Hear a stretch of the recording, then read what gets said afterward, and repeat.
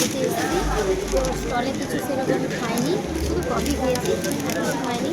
আর বিয়ে বাড়িতে এসে তোমাদেরকে আমি মেনুটা দেখাচ্ছি। এখনও আমরা খাবার খাইনি, মেনুটা দেখাচ্ছি, মানে দেয়নি, এখন সিটগুলো খালি আছে বলে। তো আজকে মেনুতে আছে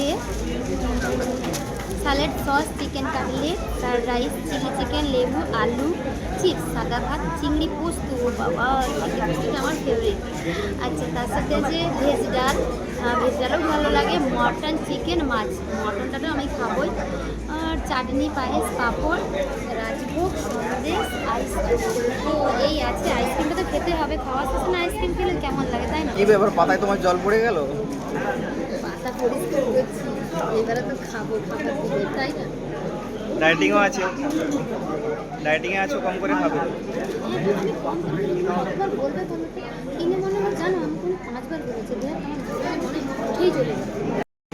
মাটনের চর্বি, খাসির মাংস চর্বি, আর শুধু ওদের ভিডিওতেই দেখবে, আমি সেরকম একটা পছন্দ করে নিতে পারি।